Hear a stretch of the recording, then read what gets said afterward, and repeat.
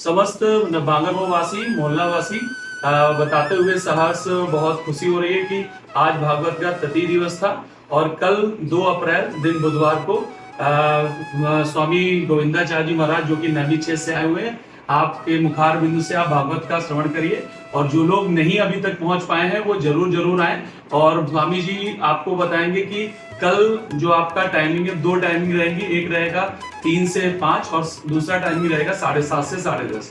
तो स्वामी जी प्रणाम आपका। स्वामी जी आप मगर वासियों को बता दीजिए कल आप भागवत के कौन कौन से टॉपिक्स कवर करेंगे। हरि ओम नारायण नमस्कृत्य नरं चैव नरोत्तमं देवीं सरस्वतीं व्यासं ततो जयमुदीरयेत्। बहुत बहुत साधुवाद, बहुत बहुत मंगल कामना भैया आपको श्री हरि ओम तिवारी जी एवं समस्त नगर निवासी भाइयों को, नगर शहरवासी समस्त भक्तों को हृदय से मंगल कामना। अपार प्रसन्नता हो रही है आप सभी के आगमन से। आज भागवत जी का चतुर्थ दिवस विधि पूर्वक संपन्न हुआ। कल की जो कथा का समय है पूर्व निर्धारित 3 बजे से 5 बजे तक एवं रात्रि में 8 बजे से 10 बजे तक, उस कथा का प्रारंभ समय कथा का विवरण इस प्रकार से है। भगवान सुखदेव जी के द्वारा राजा परीक्षित का शब्दोन्मुक्ति का उपाय एवं भगवान की भगवत प्राप्ति एवं साधना का उपाय, और उसके बाद में विदुर और मैत्री, श्री राम विदुर और उद्धव जी का संवाद। विदुर जी महाराज उद्धव जी का दर्शन करके, उद्धव जी ऐसे अनंत भक्त है भगवान कृष्ण के, जो विदुर जी उद्धव जी को देख करके और भगवान कृष्ण का स्मरण आ गया। तो विदुर जी उद्धव जी से पूछने लगे भगवान का शुभ समाचार। तो उद्धव जी के द्वारा पता चला भगवान कृष्ण का गोलोक गमन हो चुका है। विदुर जी विरक्त लेकर के निधन करने लगे और हमारे लिए कुछ कह के गए हैं। तो उद्धव जी ने कहा कि भगवान कृष्ण तुम्हारे लिए उपहार में भेंट स्वरूप श्रीमद् भागवत महापुराण को दान करके दिए, और कहा विदुर चाचा जी से कह देना कदाचित अथवा कोई भी संसार में हमसे मिलना चाहे, दर्शन करना चाहे, हमारे धाम की प्राप्ति करना चाहे, तो भागवत का सहारा ले। उद्धव जी ने कहा जिसको मैं बद्रिकाश्रम में मैत्री जी को प्रदान करके आया हूँ। विदुर जी महाराज मैत्री जी के आश्रम पर बद्रिकाश्रम जाते हैं और उनसे निवेदन करते हैं। मैत्रेय जी विदुर जी को पूर्व जन्म की कथा सुनाते हैं।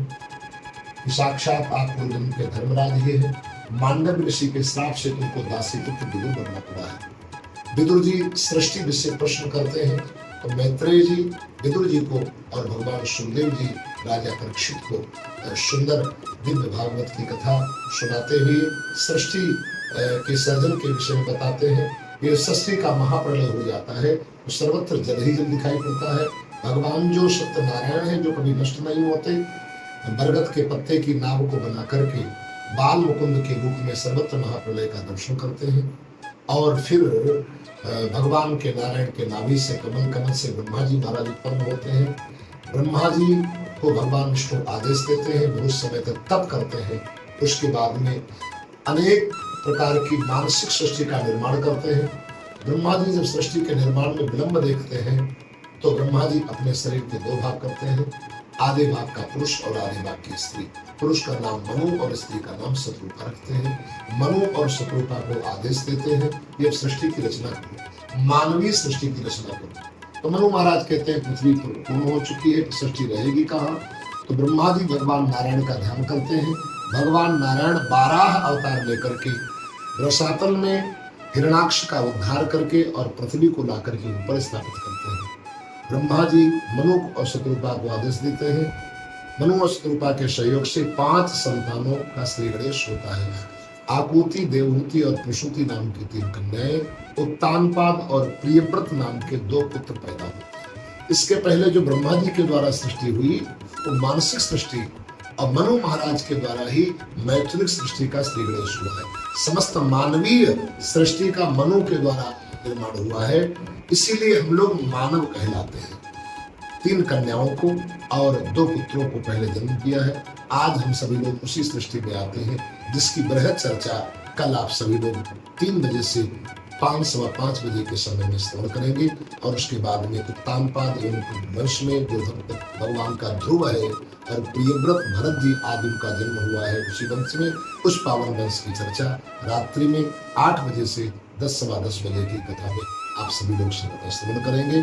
आप सभी को बहुत बहुत साधुवाद, धन्यवाद, मंगल कामना। सभी लोग समय अनुसार पधार करके यहाँ की शोभा बढ़ाएं और पुण्य के भागीदार बने। हरिश्चंद्र आप सभी को बहुत बहुत मंगल।